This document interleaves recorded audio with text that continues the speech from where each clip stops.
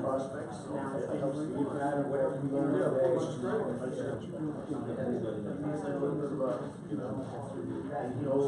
Good morning, everybody. Good morning. Start that. Let's do you two. Could you move to the other room? Okay. Yeah. Pablo, sit down over here. Could everybody introduce themselves for a couple of minutes? You are? My name is Sean Slows.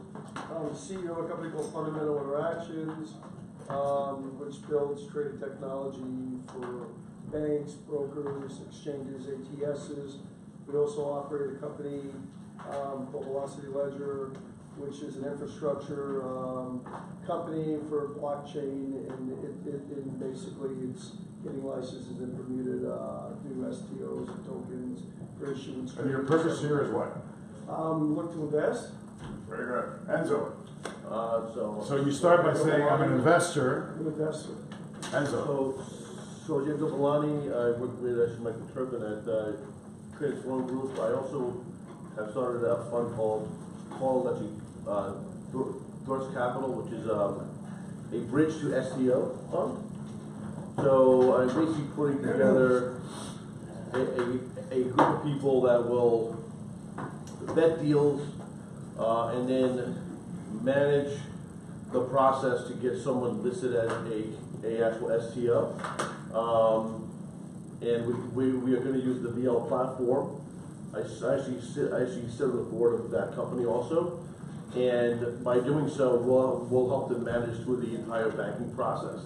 We're not investment bankers, but we are kind of experienced folks in the small cap capital markets world. So I'm basically applying the same kind of concept, and I'm here to look at deal flow and try to pick the best ones. Let's make these just a little bit shorter, please. Julian Jacobson, investor, what Sean said. So we're partners, he's CEO and Chief Operator. David Brown, we're VCs from Paris, from investors. I'm welcome to take it. Luke. I'm Luke Kerner with Crypto Oracle, and we're representing. Doug has signed out here with Pulse Labs. Very good. So Pulse Labs is going to be selecting one of the ICOs that presents today, and they're going to be sharing with that ICO some of their services at a discount rate. We don't call it a prize because it's a discount. Prizes are worth zero, but they're going to be offering that to them. Pablo. Hi, I'm Pablo. I'm with Crypto Oracle. So we're pitching. And this fine gentleman, you want to know who you are. I'm Dr. Alberto Alexander, private investor with Goldfinger, strategic ICO advisor. Okay. David Forzio, our company's called Treatment Systems, family office investor. Great. And your name is? Victoria. Daniel Nunez, Cryptus Capital, private investor. Very good. So we're going to bring in the first investor, the first ICO. They're going to have 25 minutes today, and we'll get this going. Let me just give you a brief introduction as to what we're going to do. We're going to have eight teams coming in, one team per room every 25 minutes. We would ask you to remain in the room. I have asked the ICOs not to go in the hallways, and what happens is that hallway conversations happen, and then the conference starts to happen in the hallways, right? We don't want that to happen. They are going to be recorded and live streamed. We use that as a marketing piece for the ICOs afterwards. We have the privilege today of having an extra 5 minutes, so ask deep questions. We want you guys to really understand what the business model is, what the strengths and weaknesses are. At the end of every presentation, you have a little credit card voting machine here. And this voting machine will allow, the question that we want you to answer is, are you interested in receiving more information about this ICO or not? That's it. There's nothing more than that. We will not be sharing who voted yes, but we will tell them 75% of the room voted yes. But I don't want to share what your personal preferences were. But I want to give them feedback, because sometimes the room says no. And if it's a 20 or 30%, they should also know that their presentation did not make it. Did not even meet that minimum threshold, okay? But we will not be sharing how you vote. Ben, we got you here. hopefully these $50,000 of services come through so we can get them. But thank you very much for your effort. Thank you for being here. We got some cocktails at 4 o'clock. So with that, we'll bring them in. The first presenter is going to be Lou. Wait, Lou, give me 1 second. I want to get his presentation up and running. We're going to switch. Let me try the first polling system. Okay, actually, yeah, let's do a dry run of the polling system. You ready? Yes. Okay, everybody, pick your machines and vote. We get to see, starting with position number 1, we get to see how the vote happened. So there's number 1, 15. So we know, there you go. The color doesn't mean anything. The color just means you voted. That's all it means. 5, they're empty, that's right. Okay, we're good to go. That's fine. So let's get the presentation. And without further ado, it's my privilege to introduce Lou Kerner. This guy has been in the business. He is a leader in the industry. He has, he goes by the pseudonym of Crypto Oracle. Correct? What's the name of the company? There you go. I think we call you Crypto Oracle. And has a bunch of stuff in the space. And, you know, I don't need to introduce you further. Okay. The floor is yours. Appreciate it. Here we go. Okay, there we go. Okay, thanks a lot for having us and for having everybody here today. It's a great event you guys put on for the industry. As you said, I'm Lou Kerner. I'm co-founder of Crypto Oracle. And real quick, by way of background, because I think it's helpful to understand, I started my career as an equity analyst on Wall Street. I then ran a couple digital companies. The first called .tv, which was started out of Idea Lab, the world's first internet incubator. And the second company I ran was called Bolt. We were the largest social network before MySpace, peaking at about 23 million kids. I then started angel investing, started my first fund in 2012. In 2015, I joined a company called Flight Ventures, where I focused as decentralized VC on investing in tech companies founded by Israelis. And, you know, like everybody else who's here, who's seen the crypto light, we all have our stories of you know, when we saw crypto. And I think that's helpful to know first. That's helpful to know also. And I first looked at Bitcoin in 2013, 2014. I joked long enough that the Wall Street Journal wrote a story on Bitcoin, quoting me as Wall Street's Bitcoin expert in 2013. And I joked that I looked at the light and I looked at the light, but I did not see it. It was dimmer in 2013, 14. It's a lot brighter today, still very hard, I think, for most people to see. And it wasn't until 2017 that, kind of June 2017, when ICOs were going crazy, and I held a conference call. I've done over 50 of these over the last 8 years, where I got 4 experts together to talk about ICOs, teach me. I had a couple hundred other people on the conference call, and it was literally on that call something Olaf Carlson, we said, that literally, you know, it's called now Gestalt shift, where one moment you see the world is one thing, you get new information, you see it as something else. I saw the crypto light, I stopped everything I was doing, and I started, there's a great William Faulkner quote, which is, I don't know what I think of anything until I read what I've written about it. And so I started feverishly writing in a manic state for about 3 months, and then I got all my thoughts together. I wrote a post called 7 Thoughts on Crypto after 3 months down the rabbit hole. That was my first post. That was #1 on Medium, the most read crypto piece on Medium for 3 days. And after those 3 days in October, I was the 3rd most influential crypto blogger in the world, which made me a guy in crypto. And it's been an amazing year since. It was that same month that I met James Haft, who I 2 months later co-founded Crypto Oracle with. And you know, our mission at Crypto Oracle is to build communities to create value. You know, when we talk about crypto, we see crypto as a new computing platform.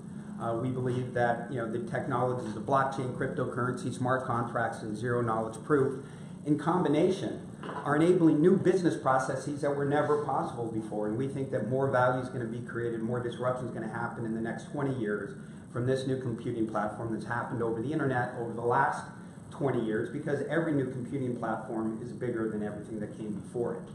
And we think that the biggest difference between crypto and everything that came before it is community, because it's you know, not just your developers, it's your investors, it's your hodlers, it's your customers, it's your vendors.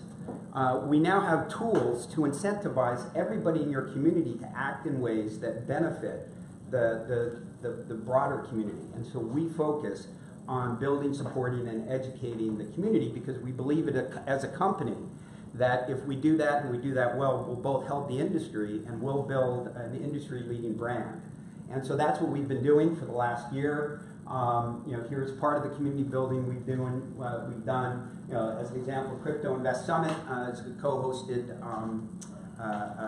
conference in Los Angeles last month. 6,200 people. It was awesome, and that helps us help the companies in our community that we're working with. We can get them up in front of a crowd, in front of thousands of people. That's huge value add for the companies that we're working with, investing in. And we're most well known for Crypto Mondays, which is a crypto meetup we started in January in New York. And now we're over 11,500 people. It's the largest crypto meetup in the world, 40 cities.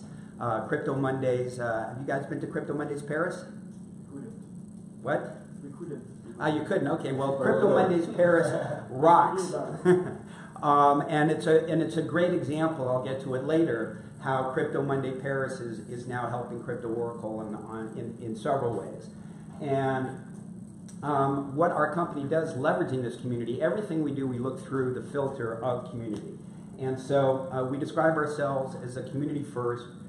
Crypto VC accelerator and incubator. On the VC front, we're in the process of raising a $25 million fund. We raised a small amount earlier in the year, started making some investments, and one of the things we like to say to is the first investment we made was in Hashgraph. And Hashgraph was an intensely hot deal at the time in January of earlier this year, and there was a line around the block to invest. And they enabled Crypto Oracle to invest because the first time they talked publicly was at a governance and consensus meetup that we hold. And so they really appreciated that opportunity. And so again, it's how community builds value both for the community and for Crypto Oracle. And we really believe, the macro lesson I've learned as a VC now for the last 6 years is that, most companies start off and nobody knows if they're going to be successful, maybe except their mom. And they go forward and, they beg VCs for money. It's really hard for every company. And then one day something happens and now everybody knows that this is the next Google or Facebook, and now the VCs are begging them to get involved. And so what we've tried to do at Crypto Oracle is build a brand such that when we call the same companies, like a Hashgraph that everybody else is calling, we'll be able to get involved our fair share of the time. And one of the things that this brand does, this community building, is it makes us a great partner for people who want to get into crypto. So as soon as we close the fund, raise the money for the fund, we're going to start in partnership with an unnamed company, but they're one of the hottest venture debt companies to have started over the last 10 years. We're going to raise a $100 million crypto debt fund. And this is, simply the same kind of VC debt that this company has been doing for the last 10 years, but now they'll do it for crypto companies. We think that this can be a huge business. Crypto companies have trouble in most countries around the world opening up a bank account, let alone getting venture debt. So we think this is going to be a big business. We also have an advisory business that we think really helps us understand the industry deeper. We have a few verticals that we're very deep in, including healthcare. Dr. Alex Kahana, who runs our healthcare practice, is actually today running a blockchain day for the Minister of Health in Switzerland. So, again, Alex is out there spreading the good word about Crypto Oracle and helping build the brand, and really he's helping make the world a better place through the work that he's doing. Pulse Labs, we're also an investor in Pulse Labs and work closely with them, and we think there are lots of advantages to us and to Pulse from that relationship. And on the incubator side, the business that's farthest along is Crypto Commons. So Crypto Commons is a crypto shared workspace. Here in New York, we're on 39th and between 5th and 6th. And we really think that anybody who's in crypto should be surrounded by other people in crypto 24/7. WeWork's a great company, an Israeli company, they're great guys, but if you're a crypto company, you should be, whether it's Crypto Commons or another crypto shared workspaces, and there are others starting to pop up around the world, you should spend your time, you should office at a crypto shared workspace. What's the address, please? It's 25 West 39th, in between 5th and 6th, 10th floor. We have 11,000 square feet. It's awesome. It's also a home away from home for people in crypto. When they come to New York, if they need a desk, they're always welcome at Crypto Commons. And we're growing Crypto Commons as a decentralized community in the same way that we grew Crypto Mondays. So we run the Crypto Monday here in New York, and in the 40 other cities where there are Crypto Mondays, it's run by the people in that city who know that city better than us and are able to give that city a great Crypto Monday experience for what works in that city. And so Crypto Mondays, again, is going to grow as a decentralized community. We have our first 3 partners, which will be opening up in January. There will be in Crypto Commons Dallas, Crypto Commons Paris in F Station, and Crypto Commons Berlin. And we think this is a great standalone business. We're in the process right now of doing a raise at a $20 million valuation for Crypto Commons. We think that's going to be a great business. And got a great team. Pablo's here, and Karen got sent to the other room. James, my partner, also has a deep background in. They needed people over. I didn't That's send fine. her. It didn't sound good. James, my partner's got a deep background in banking. He's been in tech for the last 20 years as well. He started he was a co-founder of the largest accelerator in South America, NXTP. And we built a great team. Actually, Pablo came. We had 12 interns, a small company. But again, we're really into helping the community. We had 12 interns at Crypto Oracle this summer, including Pablo, who's now a full-time employee. We've got a great group of advisors, partners, and for crypto, for the parent, we're raising $10 million at a $30 million valuation. And we're kind of looking at Crypto Commons at 20. It's a wholly owned subsidiary, and so kind of everything else we're getting for 10, which we think is a great value that includes all the businesses that we talked about and all the businesses that are to come. We think that, as I said before, that this is the biggest thing to happen in the history of humanity, and we couldn't be more excited to be a part of it and to help the community achieve what we really think it has the potential of achieving over the next 20 years. So I saved a lot of time at the end for questions if there were any, but that's it. Questions? What's the name and symbol of the token that you preserve? So we're actually raising equity. Equity. Yeah, so 10 million. An option to convert? Well, our belief is we're huge believers in security tokens, and we've done a lot of work to actually tokenize the fund. We don't believe the markets are really there today. I mean, if we issue a token, we want a token to trade. And right now as a VC, it's very difficult to have a token trade. We think this is coming in 2019. Our plan is to tokenize the parent as well as the fund. There's a high level of confidence Coinbase and T0 will be very successful. So you could possibly negotiate a convertible into a token later? You can, and we've looked at all kinds of different structures. We're trying to keep it simple. We're trying to keep it kind of plain vanilla. It's equity. Everybody understands equity. Nobody understands tokens yet. I mean, the truth is, it's you can round it to zero. We really think it's going to be, we wrote a blog post that was #1 on for a couple of days, titled "The Coming Security Token Tsunami."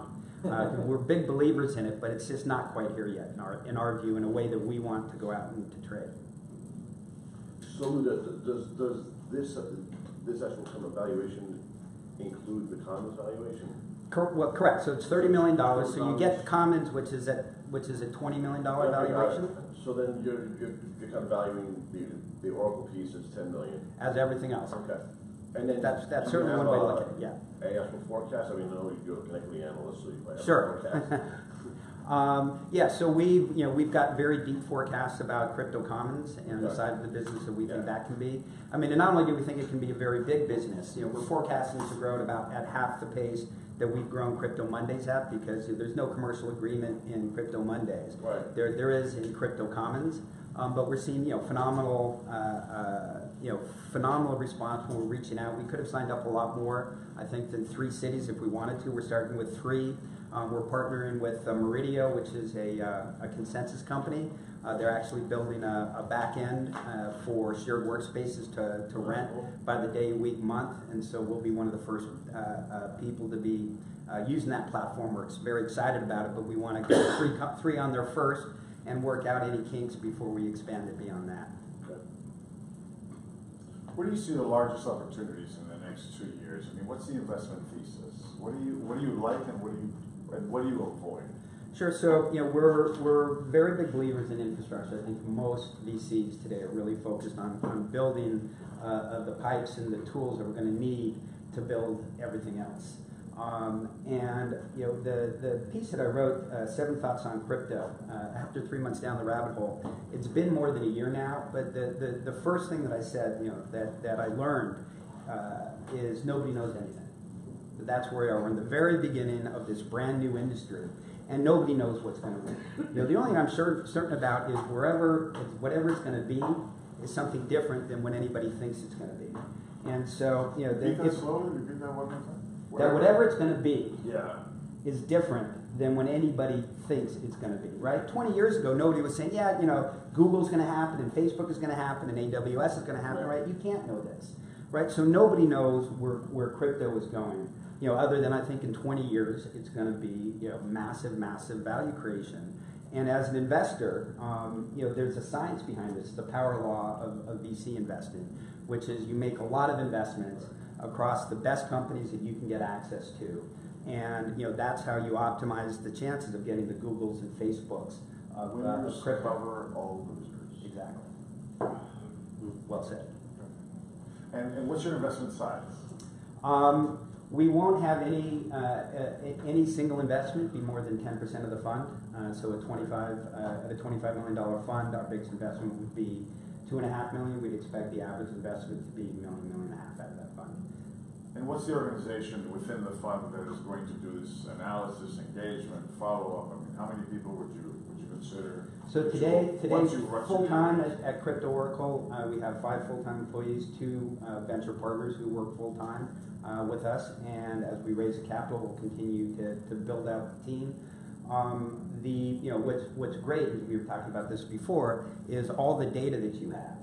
And so, we're very big believers in leveraging data, not only publicly available data, but, we're creating data ourselves and leveraging different partnerships. The one that we're most excited about probably is a company called Angel, AINGEL.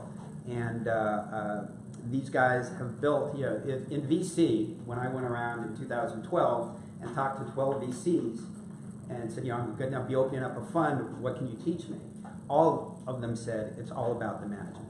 Okay, well, unless you think, it's all about the team. Unless you think you have an advantage and you're everybody else at meeting a team and going, hey, these guys are good, what do you do with that? As a VC, my biggest investment was in a team that had previously worked for me, and I knew them to be rock stars. That's the only time in my previous fund that I leveraged that fact. But with Angel, what they do is they have a machine learning AI on evaluating startup teams. And they're going crazy in the Valley over it because everybody else in the Valley knows that it's about management, and they don't know what a good management team is. And so we're working with Angel to evaluate teams now in the crypto world, which nobody is doing yet.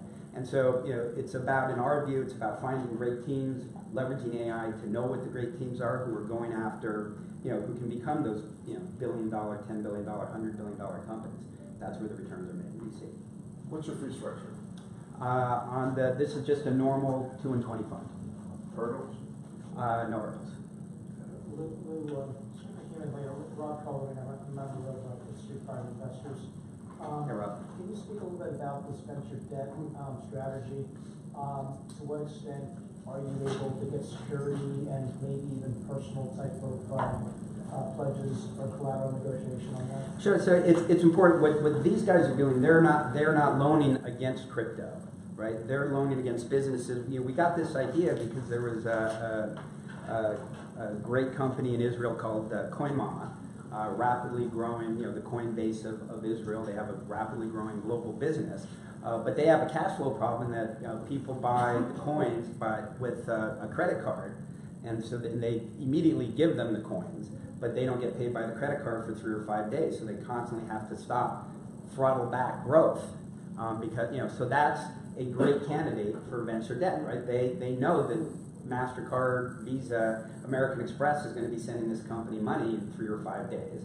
And so that's a great, and those are the types of businesses that we'll be funding, and these guys, have not had a single loss, and it's a great business. It's it has a higher return than over time venture debt than venture does. It's got a lot lower volatility though. You don't have the extreme outliers. So you're going to have the security of that MasterCard receivable. Exactly. So this is venture debt. They're going to run the business. We're going to bring the funnel of businesses to them, and then they are going to do what they, that's what we do. So we're going to leverage our brand, leverage our community to bring them the companies, and then they're going to do what they do, which is understand what companies to loan to, and and how to make a lot of money doing it. They've had phenomenal high double teen returns for the last number of years. So it's a great business. Okay, terrific. Thank you. Well, thank you very much. Thanks. So, now we need some feedback. We need some voting for you. What is your time?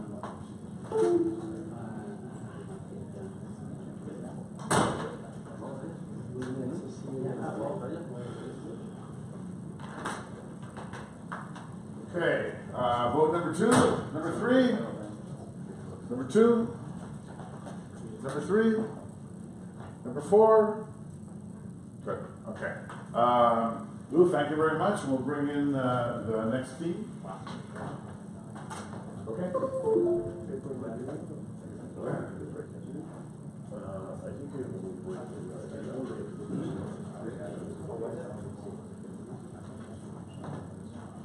So, yeah, let me do some prep here. This. Okay. We have Usha and Rakesh, who's going to be presenting today. They had come from a company called MuliCoin, right? And they are building a digital platform for the startup ecosystem. And it is the introduction is worth 2 minutes. I won't take that time from you, but stand over here so you get on the live stream, and you got 25 minutes. Thank you. Good morning, Good morning. ladies and gentlemen. I'm Usha. I'm the CEO and the co-founder of Mulia. This is Rakesh. He's the executive chairman and the founder. So, like the slide says, this is the world's first digital startup ecosystem.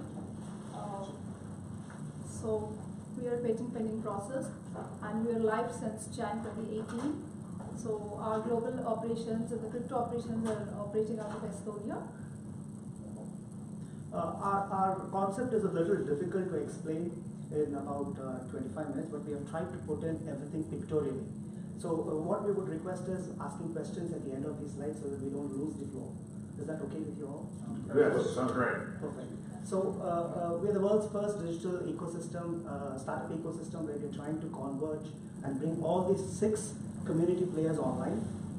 We have competition in silos, with investors and all that on a platform, but not all of them on one single platform. So that's what is Mulia.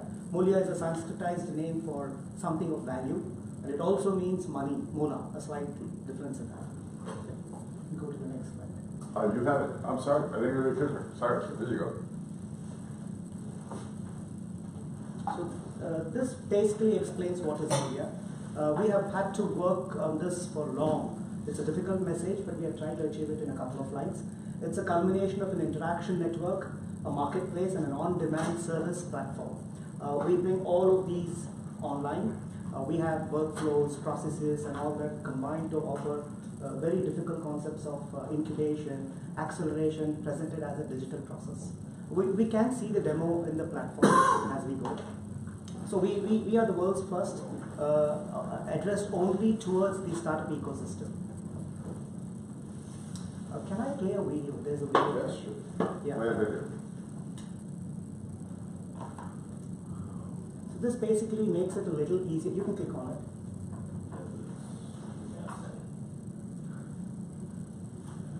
No, because it wasn't a PDF. So this explains what exactly we're trying to achieve. Yeah, because it's a PDF. Okay, you sent us a PDF, so it's not an active link. Is there You can- is there on YouTube? You can just go to YouTube and search Okay, for we'll Mulia. look at it. Give us a second. We'll get it for you. Sure. We have time. And the name that you want us to type in there? What is Mulia? You can just type that, search for Mulia or Mulia coin.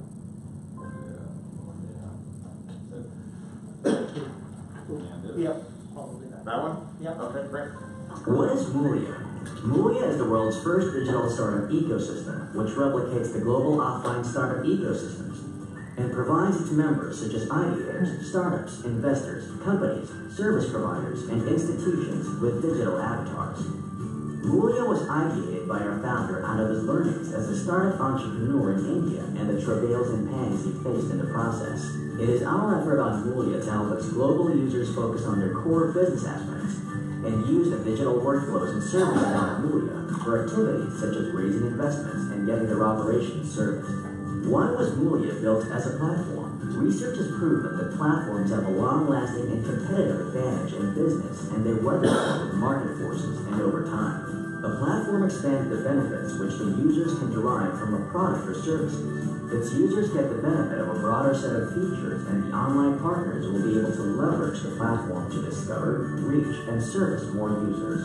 They thus focus on their core needs and get a better business solution or offer for themselves.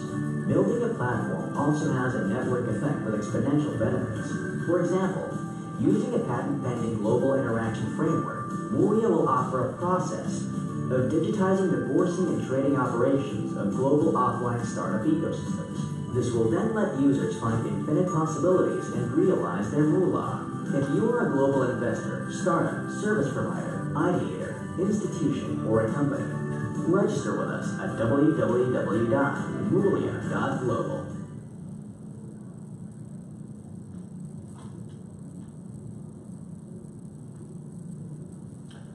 So that's best told by the video. It's fast, doesn't stop, and our business model is very simple. It relies on Metcalfe's law of critical masses and network effect. We believe that until we reach the critical mass by aggregation and convergence, the network effect doesn't show in. It relies on the two-sided network theory. We can discuss that in the question and answer session. The revenue model is simple: freemium, platforms, transaction fee, subscriptions, and premium services.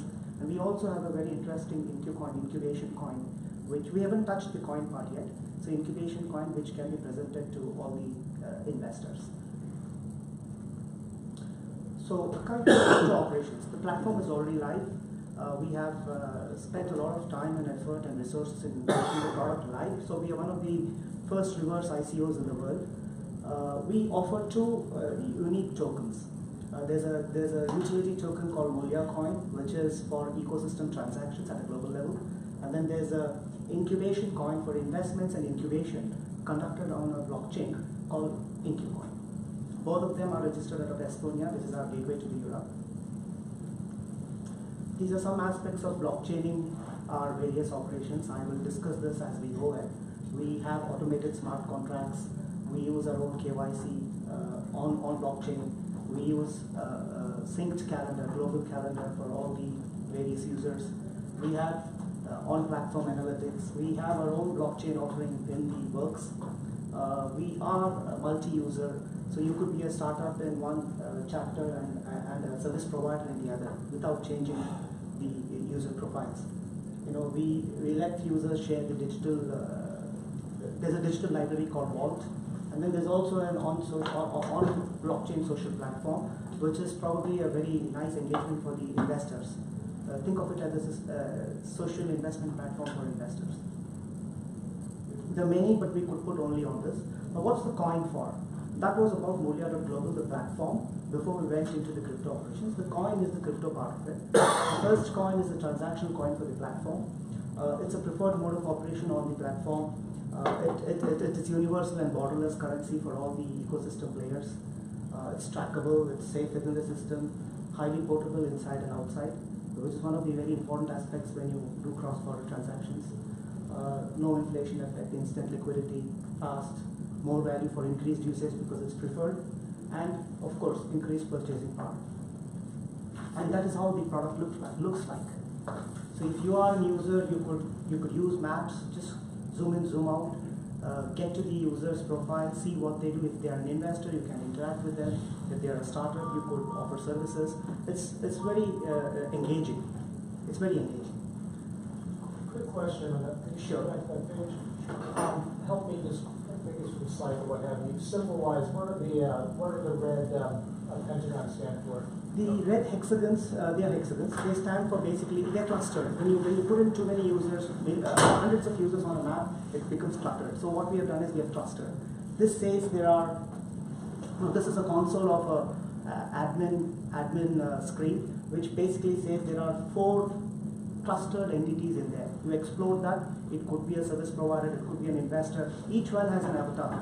So when you click on it, you would know. You would engage with them. So we thought, presenting the interface, the UX has been designed in such a way that it is all map-ridden point of interest, because that's what most people understand. There's no learning to the product. So I see the concentration spreading out around Africa, a bit in Southeast Asia. So you're seeing in the U.S. that doesn't. Well, when we started, this was an admin console. An admin console, when we designed this is how it looked. Doesn't mean that US doesn't have clusters. It's just what we have enabled on the system. Our operation started in the Asian region, so it's more clustered there. Okay. Now this is the second coin we have. This is a coin for the startup incubation, and we have a tagline that says "Incubation made popular." It's called InQ coin, incubation coin, and it brings in 2 concepts: the coin for investors and also an incubation card. The card is very engaging. But this is what it offers. It's when an investor invests in the InQ coin, they give you a card, a blockchain card which has a component of fiat, service tokens, Mulia coin component to conduct on Mulia coin. There's a debt portion of it. There's a governance we are bringing for incubation, and also processes. So we are trying to workflow all of these frequently used interactions so that the incubation can happen faster and better. We have a couple of patents pending. This is a screenshot of it. This is how our senior team is done. We all are incubators ourselves. We have invested a lot of in lots of companies. We realize that there is nothing that is presently available for traditional investors to actually do incubation and monitor them. So our experience comes from here. We have a very large team. I could only put a couple of them on the slides. Our crypto abilities are also very high. We advise a lot of companies on crypto operations. We help businesses achieve tokenization. We tell them how to achieve the crypto operations. So this is our crypto ability skills. We incidentally have the highest KYC passed crypto team on ICO bench. Nobody has touched us till now. I don't know why. What does that mean though? It shows reliance. It shows that they are authentic. ICO bench is all about assessments and authenticity and all that. Okay. This is our advisory board. The advisory board is it's a global one. We have some of the very prominent guys on our board. Mr. Moore is an ex-institutional banker, managing director of Goldman Sachs in Tokyo and London. So he has been on our board. And then all of these gentlemen, they have actually tied up with us because of the interest and the possibility they saw on our product and concepts. None of them are paid. Current progress right now, the platform has dual coins, as I said. Mulia coin is the first one. We started in July of 2018. It's all in-house conducted. We didn't rely on anyone. The soft cap was 3 million, hard cap 25. We raised about 7 million USD, even though the market was very difficult. We went for some very high quality swaps. We are open with our that concept. It's okay. But if there is some good swap, why not? There are lots of partnerships we built, and that takes our product, adoption a little faster. The InQ coin, the STO filing is in the works. It's in Estonia. We are signed up as a small fund operator, so we would be a digital VC in Estonia entering into Europe. That would probably see we would get the approval in December 2018. The operations would start January 2019, and then the integration with the platform would happen. March 2009. So very unique, 2 coins, 1 platform being ready, 2 coins, most of the operations in the coins are also conducted, crypto operations. What are we offering to the investors from TokenMatch? We are extending our coin discount, 25%. We are open for hybrid investment offers of coin and equity if the investment is sizable. There is also an early bird offer of InQcoin at 10% discount. InQcoin, by the way, we have already signed up 50% with some large investors. We are ourselves starting a digital VC firm mainly aimed at incubation, bringing blockchain on incubation. We're partnering with a South African digital venture capital firm to bring out the concept. So this is what it is, Molia Coin, InQcoin. I think 10-15 minutes is a little difficult for us to put in what we have learned in the last 3-4 years. We still have 11 minutes What left. part of the actual software platform? You've already raised some money, so what part of the software platform is actually built? But the entire platform is built. The entire framework of the platform is built. Users can sign up, register, do a KYC. Are customers using it? You have customers? Yes, we have paying customers, but very small. We did a POC in a small chapter in India to see how it works, and it was very good. And we realized that in order to be able to scale to the next level, the kind of marketing and the sales efforts that's required is not possible in-house. So that's where we went in. We're not raising the money for building the platform. We're raising the money to expand. And then where are you going to focus your main efforts? Are you going to focus in Asia? Are you going to try to focus in Africa? I saw the Africa, you have a bunch of coins there. Are you trying to focus in certain areas? Or are you going to try to do everything in Africa? It's a global product. That's why the ask is a little larger. We realize that you can't do this sitting in one place. So it has to be based out of the US. We are winding down the operations in India, basing ourselves out of the US, Europe, Singapore, and of course India will actually come because of the numbers. There isn't much of a startup ecosystem there. The bulk is in Singapore, US. Yes, they leave to So they leave. So we naturally want to be near the horse's mouth. What's the revenue model? Premium users, subscriptions, transaction fees. That's for Molia Coin. So give me an example of a subscription.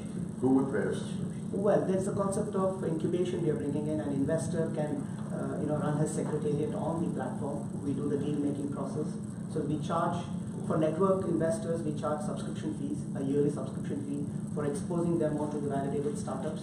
Startups are given a freemium model where they could get a little quite a lot of services free, but there are extended services, premium services like valuation. Valuation of a startup. They can sign up to service cards. What are the free services that are started with you guys? Well, portfolio. We bring out a portfolio, a resume for a startup called portfolio. Portfolio is free. Interactions with the entire community is free. Staying on the platform is free for life. Services and concepts where we spend time cohort with other service providers are charged.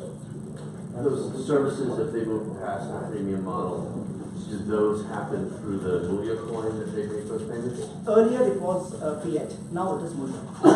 So to make sure I understand, you have 3 investment vehicles. You have Molia coin, you have the InQcoin, and then you also have equity. We also have equity into Molia. So equity into the parent, the for-profit. The platform owner. And then, so in terms of Molia coin, are you expecting the value of that token to go up? Is that why? Is it a speculative investment? Well, yes, that is true. But we also have worked out on why the value will go up. The arrangement we have is, InQcoin, which is a traditional investment coin, would buy back all the Molia coins. Over time? Not over time. As soon as we raise the raise in the InQcoin is about 3 million. So we would buy back majority of the coins we have.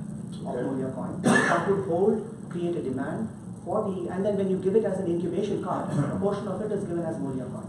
So there's a demand and supply in this. So do you, with the Molia coin, how do you peg that price-wise? If I have a service, I want to charge in that coin, let's say that I want to charge essentially, $100 worth of services, and the price of the coin has gone up. how do you fix that? Am I charging in the coin, or am I adjusting my price based off the volatility of Mulia coin? Yes, it's based on the adjustment of the volatility.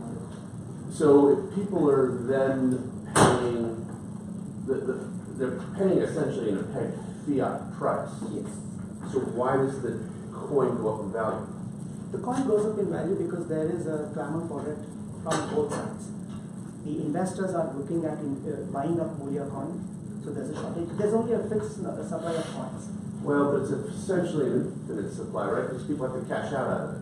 Oh, well, we are buying back. The reason why we are buying back is so that it remains with us, with the investors, and they pass it on to the platform only as a transaction. How do I We get are not out going of to be listing the coin, Mulia coin. How do I get out of the coin? So if I get paid in coin, I need to get out of it, right? Well, we are figuring out whether we should bring in an exchange in there for liquidity reasons.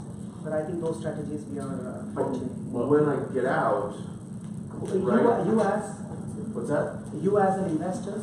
So I receive Mulia coin as a payment, right? I want to translate that into fiat, Okay. right? Which means I reintroduce the coin back in, which has dropped the price, which means it's a closed loop. And as long as we're pegged to fiat, there's no reason for that token to go up. Well, fiat would be discontinued once we fully go online with crypto. One. Second, we have done our economics in such a way that the demand will always be driven by the investors from InQcoin. So they would. If you are paid in Mulia coin, your interest lies in staying on the system because we are offering lots of services. We are buying back from you. We would be the exchange. We have an exchange license. But somebody eventually has to cash out. Sorry. Somebody eventually has to cash out of the coin. That would be us. We would be paying it back because we are raising the money to buy back all our coins. Eventually, Mulia coin would be phased out. What's the expected buyback point relative to the purchase point?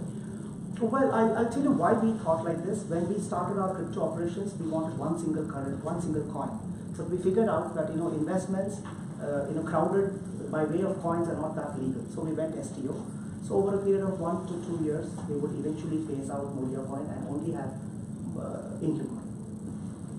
And this question, how much money, so if someone invests and you buy back the coins, but the people that give you money will invest what's going to return when they get on that, and if you're paying a higher price. We are assuring all the initial buyers of Mulia coin a fixed value of whatever is the base token value. There's a guarantee that it would be. So are you trying to wipe out the Mulia coin completely? Over the next 2 to 3 years.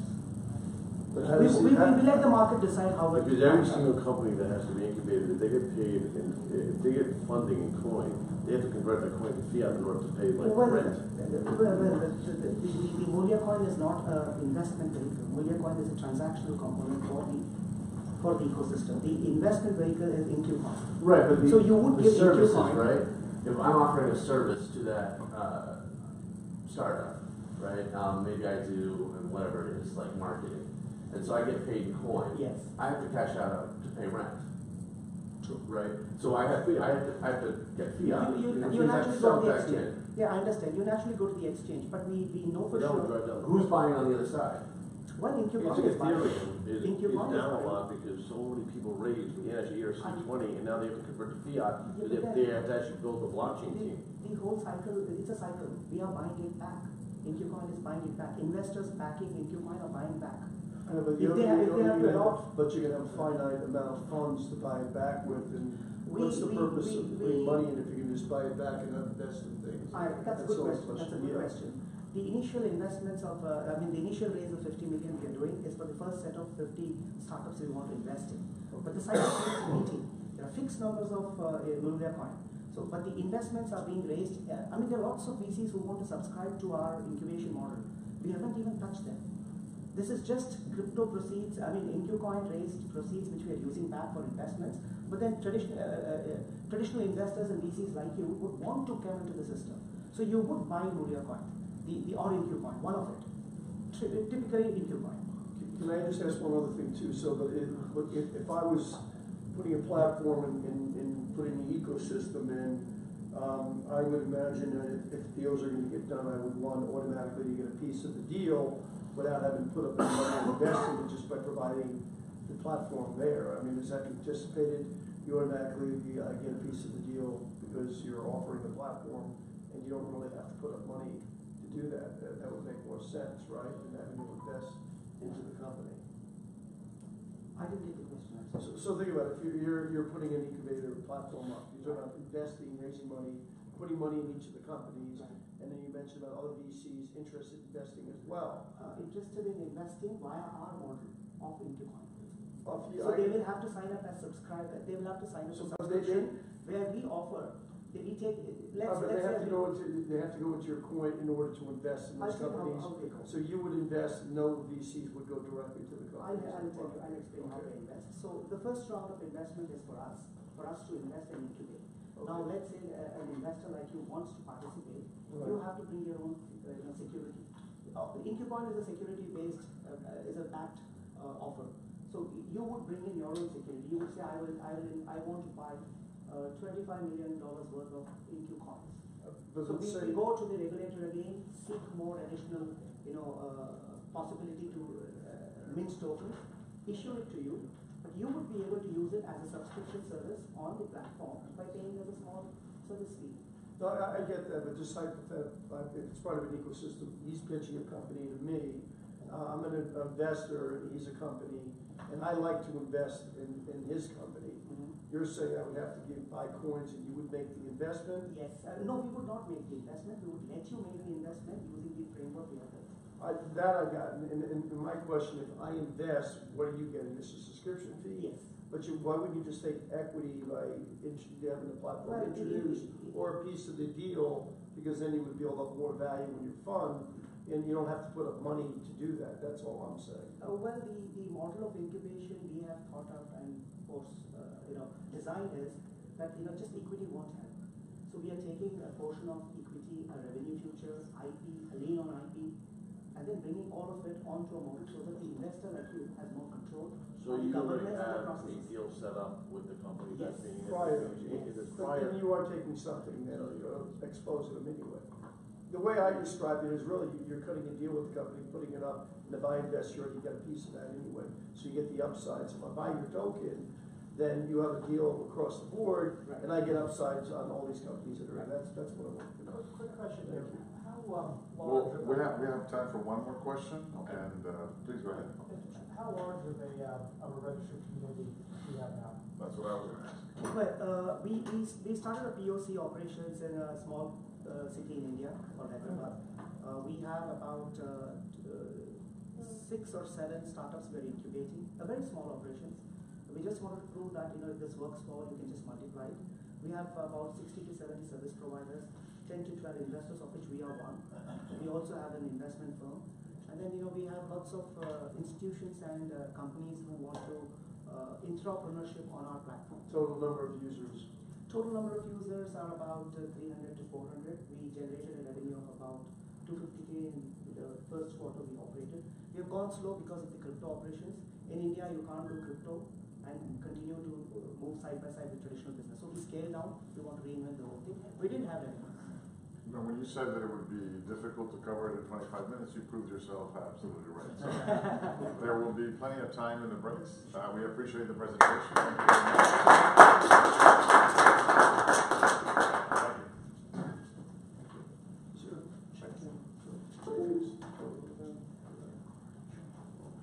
So, all I ask you to look at is, are you interested in receiving more information from this project? There we go, a couple more, we can bring in Aram. So, Aram is a marketplace, is a platform to launch dApps, to launch marketplaces, to launch the things that are needed in the blockchain. And Alex was with us in Barcelona. He did an amazing job there, and I'm looking forward to listening to his presentation one more time. Alex.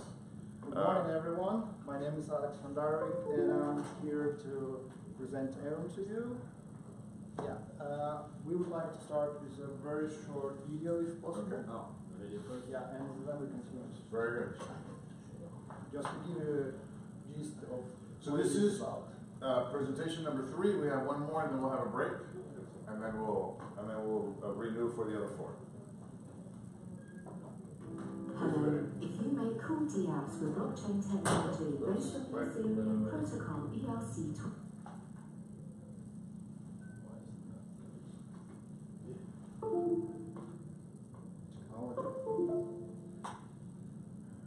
Let me get the other guy. We have time, so.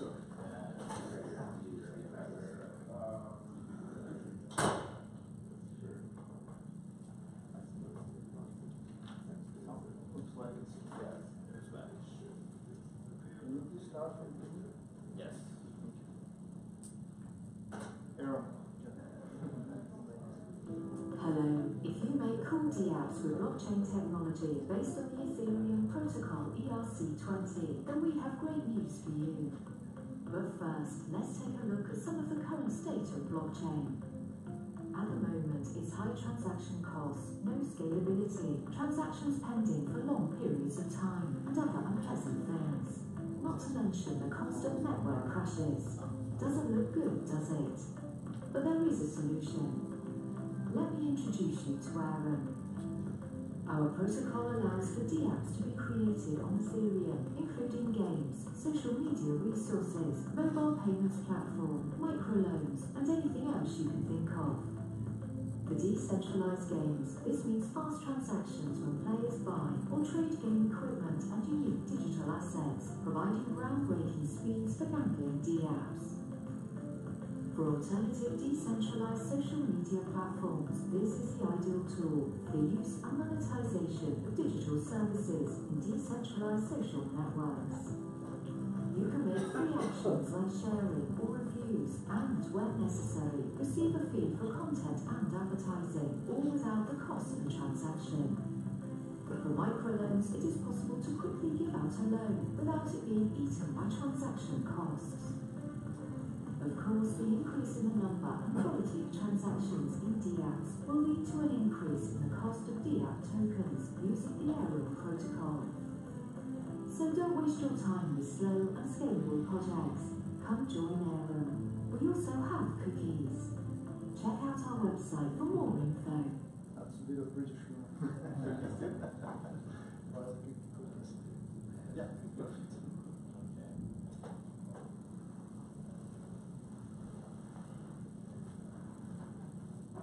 I would like to present to you Arum. Arum is a decentralized programmable platform to launch decentralized application for programmable finance for peer-to-peer economy. Basically, we're talking about third generation blockchain compatible with Ethereum, providing qualities necessary for fintech applications. Our team consists of 14 members. I'm the CEO of the project. My career experience is in fintech, 18 years in fintech, being CEO and CTO of publicly traded Nasdaq-listed company here in the United States, was running operation, card payment operation in Finland, been in blockchain since 2012, we built some applications for Bitcoin early on, and been completely involved in this blockchain project since 2016. I founded a few other blockchain projects. I have an experienced team with key members listed here with large experience in their respective fields. So, what is our market? We focus primarily on fintech because we believe fintech is a market segment where blockchain can bring real impact. The key areas listed here are valued more than $2 trillion, and most importantly, areas such as peer-to-peer payments, remittances, mobile payments, and rapidly growing fields such as peer-to-peer lending. Those areas are where blockchain can provide a tangible impact and facilitate these groundbreaking changes in the economy. There are certain challenges that existing blockchain protocols have, such as electric waste for proof of work system. Also, it results in low throughput. For proof of stake system, we have high fees and inflation in tokens, and pretty much all blockchain protocols and blockchain applications today suffer from very poor user experience. So our idea is that to get a real world adoption for blockchain applications, we need to bring qualities very similar to those of traditional industries such as card payments. So transactions should bear no cost to user. They should be completed real time or nearly real time. System has to be scalable enough so you can launch dependable business on it. And our belief is that the only real case for high level of adoption is a public blockchain. It's public permissionless blockchain, not private blockchain. So I would like to introduce key properties of Arum, such as free transactions. So we built a model that allows to have transaction costs being subsidized by application operator. We have no token inflation. Arum has a two-level system where tokens are located on Ethereum and supply is final. So there is no any minting and there is no inflation in token. We have transaction time nearly real time. It's 5 seconds to produce a transaction. We are 100% Ethereum compatible. We maintain compatibility. It means zero development barriers, no development risk pretty much. It means you can take any application or develop application for Ethereum and you can run it on Arum, so there is no risk of doing something new that might not work. We already have software publicly available as late stage beta, pretty much in pre-production situation. We have developed software such as blockchain client, web wallets, mobile wallets for Android, Ethereum, Android and iPhone. We have features such as integrated name account, integrated atomic swap, allowing to basically trustlessly swap assets between different users. And we also have very key property that our partners and clients really love. We believe it's a key one, is decentralized cross-chain atomic swaps, allowing to transfer assets between different blockchain without any kind of central authority. And we have software such as blockchain integration toolkit, allowing anybody to easily integrate with their applications such as web pages or e-commerce applications with Arum.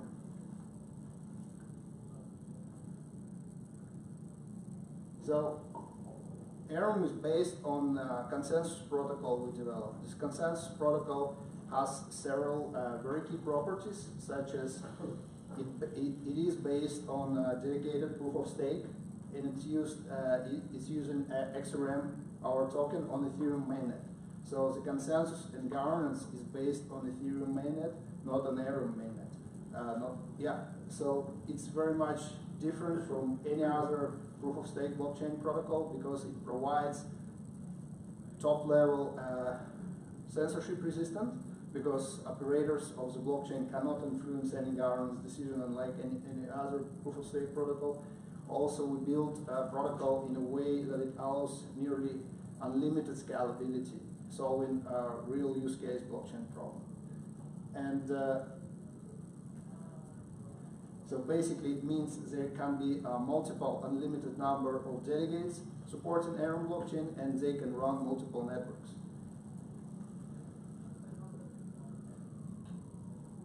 So a few words about our performance. Basically, even a single network can provide performance 30 to 50 times faster than Ethereum mainnet. And with our scalability solution, there is no practical limit for throughput by creating several blockchains. So we're talking about, with reasonable 100 delegate strong consensus, we're talking about possibility of running 100,000 transactions per second on Arum. So what is a way members of society, of this community, can make any money with Arum? So we provide several key factors. How it can be done, basically, key one is saving on transaction fees. So end users don't pay transaction fees, they're subsidized by application operators. And the way it works, application operators have stake in the system, and they receive block reward as part of the network functioning, and they can use newly minted coins to subsidize transactions. So basically it's pretty much free for them as well, and they also save on transaction costs. there are potential for there's a potential to generate revenue for liquidity providers, basically business operators that can transfer different tokens and cryptocurrency from one blockchain to another, facilitate as a gateway, and technology is already built for it. And basically, for any coin owner or token owner holding XRM, there is a possibility to have a revenue in different crypto coins, different coins on Ethereum networks by simply staking token and doing nothing else and just get this revenue. The model is a little bit similar to what you may know from Neo blockchain. When you have a Neo token and you have a gas token, you being automatically generated, and you can actually sell this token on exchange if you don't need it. So that creates an additional revenue stream. Just a small comparison to other established systems. Ethereum has outstanding performance. We provide this free cost of transaction to end user. We have very fast blocks, which means there are real-time transactions, and we believe our innovative governance and consensus protocol provide with a very high level of decentralization and censorship resistance. So our software is available in late beta stage. We plan to launch first production proof of concept network for our partners who are bringing their solutions on board of Ethereum. We're currently working with several larger ones. And in December, and by late December, we plan to have this proof of concept production network operational, and mainnet will be launched in January. So that's a short snapshot where we're now. We successfully raised $1 million in seed financing. We developed basically a software to pre-production stage. We have XRM token being developed and launched on Ethereum blockchain. It's been audited by Cure53. It's one of the top white hat companies in the world, located in Berlin. We're good friends. And we have pre-approved XRM to be launched on several exchanges. And we enjoy strategic partnership with companies such as Crypto Global Capital, Staramba, Crowdbank, Veracity Protocol, and some others in negotiations. And currently, we have soft cap reached of $3 million. So a little bit about fundraising structure, what we're talking about and what we're offering to gentlemen and ladies. We have our token XRM located on Ethereum mainnet. So the first offer is basically a utility token, and this token is necessary to power the network. There is no way around it, and it's not a security token. It has to be utility. It's one of those few real applications for utility token. So what we're trying to do, or what we're doing here, we're raising up to $10 million, which is a hard cap, and soft cap is $3 million, through combined offering of utility token and through offering equity. Equity is the next stage. So what we will be doing, we have partnered with councils in the United States and in Canada. We are in the process of setting up an entity holding company in Canada, and this entity will hold 49% of operations company in Czech Republic. This is the company developer and the company that will provide operational services, and we will allocate 75% of all intellectual property rights to the holding company as well. We're actually applying for several provisional patents as well. And our offering will include private equity in this Canadian company with a very short road to actually to public offering. That's the reason we selected this route with Canadian company, because we believe it provides very cost-effective and really good time to market to actually go public. The reason for doing that, we believe the public blockchain services and public blockchain will benefit a lot from public participation. And the current situation is it's really difficult to place utility token into public hands because of uncertain regulation. But we believe by going public with operations company, we can distribute equity into public hands to people who are interested, and not only as a vehicle to profit from, but also to be a part of this community. What we are offering here, we're offering a discount of 30% as a base discount to TokenMatch participants, and we're open for negotiations for larger purchases on special conditions too. Just our roadmap, first part of the roadmap here. So basically, we are March 19, it would be private equity, and IPO will come later. And we plan actually to put our token on exchange in early January. That's all. Thank you very much, and I'm open for questions. Thank you very much. Okay, so you're looking to raise how much right now? 10 million. Okay, for that 10 million, what's going to be the use of funds? Oh, okay. Use of funds. Oh, it's not here. Okay. So we have it's in white paper and everywhere. But basically, Do you want us to go to your website? oh yeah, maybe Yeah, actually the absolutely. idea is to show. We're happy to do that. Go. Just don't make. Yeah. Arium.io? Arum.com. .com. And I'm sorry, so I don't miss. No, please. Great question. Great question. Absolutely. Great. Where should I buy it? Yeah, just a little bit down. Just below it. Yeah, use of proceeds. Okay. So we allocate 40% to product development. We believe it's necessary to allocate significant amount to education and to sponsor or support community to actually for participation, so to issue grants for outside developers. Our idea is within a reasonable time frame, around 2 years, to have the decentralized component of our offer, the protocol itself being completely handled by community. So we will be focusing on this company that we are starting. Basically, this company is something like a Google Cloud or Amazon AWS or Microsoft Azure, basically a services company for end-to-end cloud, blockchain cloud service.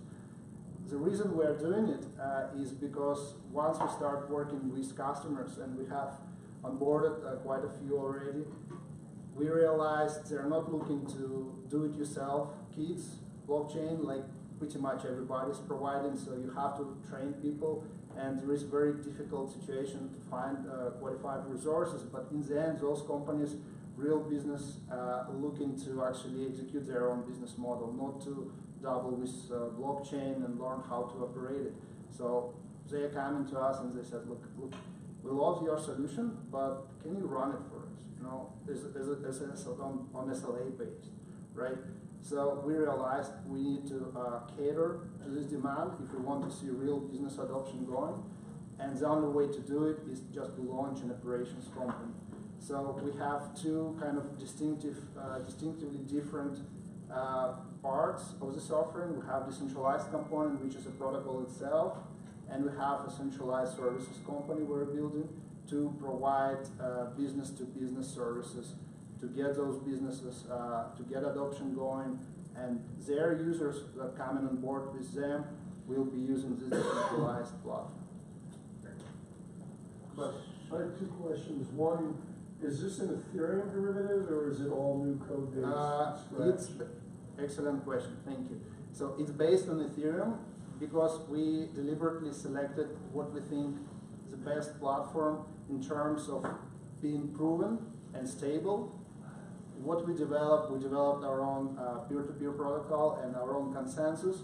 We are working on further performance increases, but we committed to maintain full compatibility with Ethereum and basically support Ethereum virtual machine in perpetuity. The second question is mainly on your on-ramp. I mean, who's going to be the initial adapters? I mean, you know, because if you're broad, it's difficult to get broad adoption. Yeah. There must be a focus point. Yeah, absolutely. That's why. Yeah, who is your focus base? Absolutely. With that? So our focus is on fintech applications because first of all, we believe this is where it makes the biggest impact. It just enables things not possible before, such as peer-to-peer lending, or possible but really hampered by fees and ineffective systems. And another reason is our team is mostly from fintech. We know the demands of the industry, we know what is going on, and we believe this is where we can bring value as developers, as a company. So that's why we're focusing on fintech, but we're currently already building our clients portfolio. So the biggest one we have is a Staramba company from Berlin. It's actually listed on Frankfurt Stock Exchange, and they also completed ICO for 35 million. They have over 100 employees. They are more than 4 years in the market. It's actually virtual reality, extremely realistic virtual reality, focusing on the celebrities and fan base. Basically, they have really high level supporters such as Paris Hilton, Messi, a lot of football fans. So what they are doing like avatars, absolutely stunningly realistic avatars powered by AI and fed by information from actual person they created avatars from, and those avatars are licensed.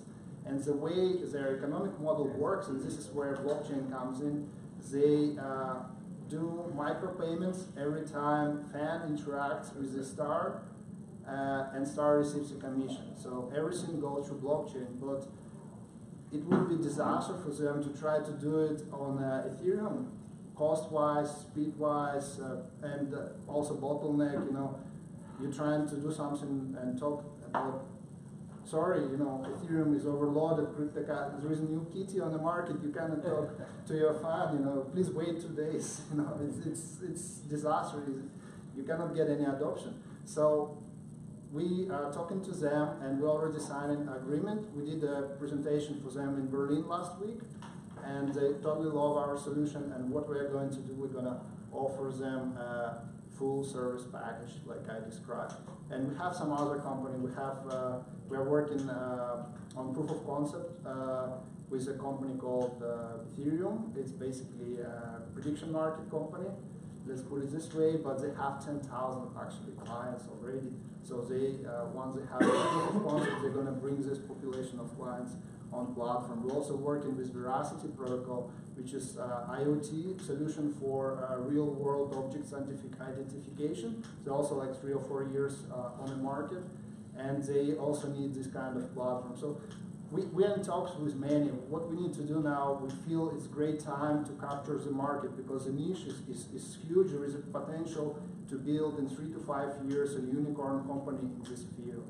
Because market is growing, and while everybody's so stressed about losses in cryptocurrency portfolio, it's time to build, and we believe we're in a perfect position to build, and we offer you opportunity to join us. Question about that? Yeah. Jumping in. So are you allowing U.S. investors? So what we do, we don't allow U.S. retail investors, but we are working with institutional investors. So you're selling a security? We are not selling security yet. We will register, but what we do, we are offering a utility token, and we're applying for Regulation D as well. A utility token doesn't exist. Yeah. There is no such thing. Yeah. So unless you've got something that's not up there, you're selling a security. Yeah, we are applying for Regulation D for US. So Reg D, Reg S? Reg D 5 or 6 C, I think. So that can't then get listed on an exchange? Well, I'm not really qualified to answer this question. It's something I can find out with our legal team and get back to you. If we would talk about more, I can tell you you Absolutely. can't, at least as it stands now, which is going to be an issue because then you can't give it to validators. So as it stands now, I mean, unless there's something going on that's not up there, you're not going to be able to actually do all those rewards because it's a security. Well, from crowd sale point of view, we don't allow US investors. That's irrelevant. It's a security. And if you have U.S., I mean, if you put it on an exchange, and the exchange gets to U.S. investors, you're still in violation. So I would highly recommend getting some legal counsel to solve that. It's like if you're doing we're working on it. if you're doing the 506, the SEC is not going to care that you're making that distinction. That's one question I had. The second question I had is around the proof of stake. Do you guys have a solution, given you're going after fintech, do you have a solution for the economic scalability issue where, you know, let's say somebody comes on board, they want to do a $20 billion project, you're worth $4 billion, you can't work with them? It doesn't really matter what kind of size of their project is. The way it works, we don't have a limit on number of these delegates, economic participants in the system, so it's unlimited. And the way it works is, we call it implementation of liquid democracy. So every delegate, no matter how many voting power they have, as long as it's above minimum, have the same voting rights as any other. And all delegates are not anonymous. They are actually business ventures, but they are authorized by other delegates. So it's like self-regulating body. That's the way it works. Somewhat similar to Stellar in terms of their trust of each other? Maybe. I'm not sure. It's very similar, but probably in the same direction. So the way we see it, it should be done in a way that it minimizes network abuse by somebody accumulating too much voting power. And we created an economic incentive for people not to stake everything on one delegate, because more tokens are staked in a single delegate, the less percentage of block rewards they will receive. So there is economic disincentive to stake over minimum. So you only need to stake minimum, and you're in a better position to stake with somebody else too. And that forces number of delegates to grow, which provides with higher security level for the whole network and higher level of scalability too, because more delegates you have, the more scalable network become, because each delegate can support from one to many networks. So that's how we work, and we built and completing interoperability protocol that allows to transfer assets between different networks. That's the key of power of. Well, we only have 20 more seconds. Alex, thank you very much for your presentation. And we're going to go and vote now. Thank you very much. Thank you. Well done. Thanks. So, whether you agree or disagree, I mean, these are, you know, these last two projects, nothing to take away from Lou, which was a more informal one. But these are huge plays, you know, whether they actually accomplish or not. I think that when you see, did everybody vote? Yeah. When you see, you know, this is a serious developer with some serious ideas, challenging at a time when there can be these startups that can challenging. Do you know where their developer base is? I do not. Yeah. But I would guess that it's Finland. Yeah. Gentlemen. We have play number 4, and that is note taking. We have, should have been prepared. Sorry, guys. We have Michael and Ivan here to present. You have 25 minutes. So there's a thesis that says that centralized cloud cannot forever continue to grow because there just isn't enough computing power and land and energy to do that. And these guys buy into that thesis and believe that decentralization for the cloud service providers is the future. And without further ado, come on. Thank you. Alberto, why don't you get some of the people outside to come back in? And we'll get you 25 minutes. Should we hold for a few minutes? Yeah. Stretch. Because we've been stretching like for the past 5 minutes outside. Tell us about yourselves. How did you get into the field? Where do you come from? Tell us a little bit about that. Sure. So I was a cloud strategist at Microsoft. I worked with government agencies focusing on cloud security. So big, strong background in cloud, working with cloud partner networks. And we have fantastic engineers on our team as well, including Ivan here.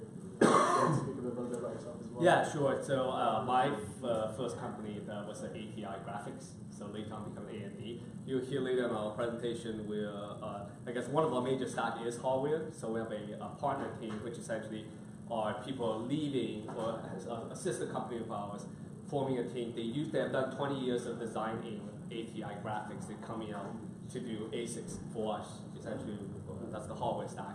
And I work in Microsoft to do Xbox manufacturing. So I did that for 3 years. 3 to 4 years doing and in Asia manufacturing for high volume manufacturing, because hopefully we go high volume manufacturing on the hardware layer. And I did 8 years at the systems doing supply management.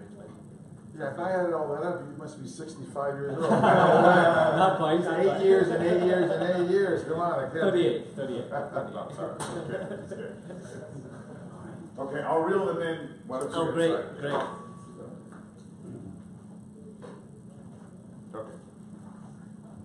Sorry. I'll work on it. Sure. Go to start? Yeah. Let's go. All right. Hello, everybody. My name is Michael Bazzi. I'm the co-founder of Nodehaven, and with me is our Director of Operations, Aidan Liu.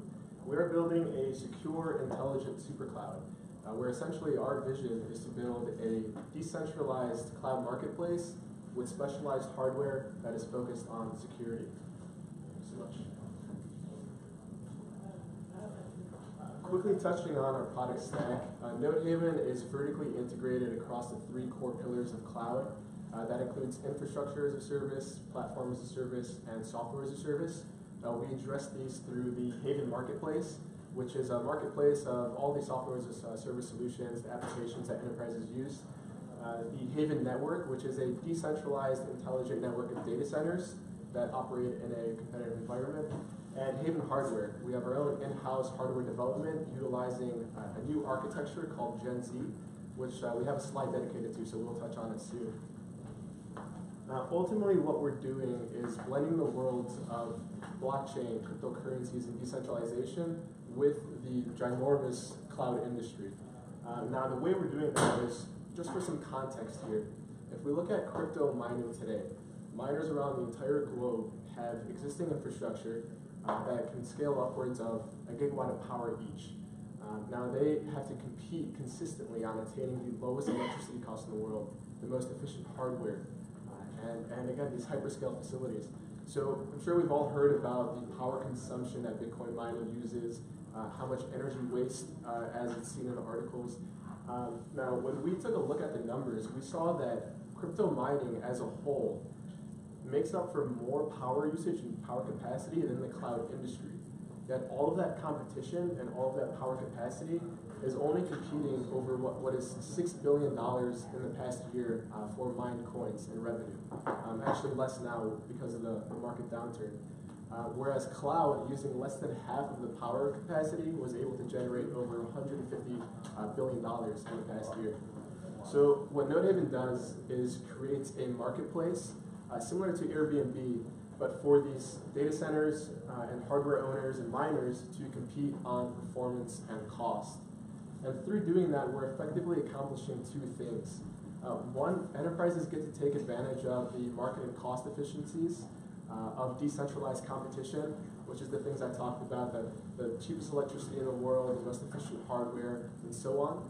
And then secondly, miners benefit as well because they get to utilize their existing infrastructure for additional revenue streams that's insulated from crypto market fluctuations. Let me interrupt you because you had 3 people walk into the room. So just to summarize, total mining globally, 6 billion in revenue, Correct. total cloud over 100 billion, 150 billion. 150 billion. So miners are applying the resources in the wrong place. They should be in the cloud environment, right?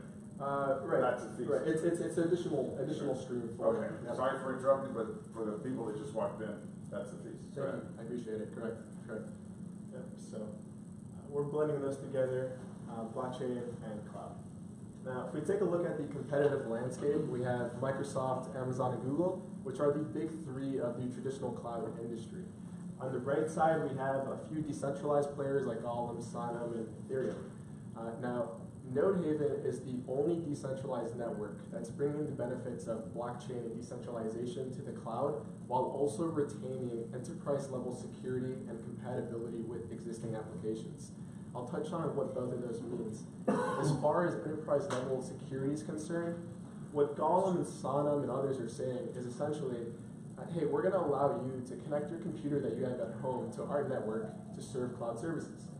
But if you really think about it, we don't foresee being able to go to an enterprise and tell them, hey, we're going to run all your customers' data and your critical applications through, Joe's computer in his basement. It's not going to fly. Whereas Node-Haven, we're able to go to that same enterprise and say, we're going to run your customers' data and your critical applications on Gen Z cutting-edge hardware that's run in data centers that we track performance metrics on, things like uptime, bandwidth, latency, all of that. So that way we can uphold service level agreements and any certifications that you may require because of regulatory agencies. So that's a completely different pitch and instills more confidence in the enterprise, the security that they expect.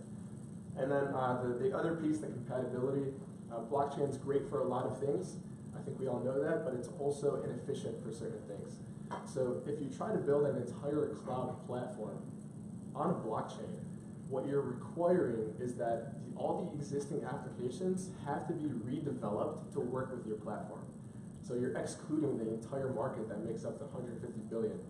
So Node-Haven operates on a hybrid approach to where we still have blockchain offerings, we still have decentralized storage. However, we allow for all those existing applications to deploy and run on our network, which is a huge advantage for us. So we're serving the world today as well as scaling with the Web 3.0 and blockchain in the future. So I'm going to take a quick just recap again, because I know some of you guys came in after. These are existing decentralized applications that provide GPU, storage, etc. Essentially, what we're doing is combining the two with like a platform. You can say like Airbnb or Uber, but for cloud services. We're commoditizing using either of these services to be able to provide a wider range of pretty much compute resources. And as we mentioned earlier, there is that impending data boom, which is if you want to do autonomous driving, you cannot wait for your vehicle to go ping the Google data center to get back your data. So you really need this infrastructure of having compute power across the board.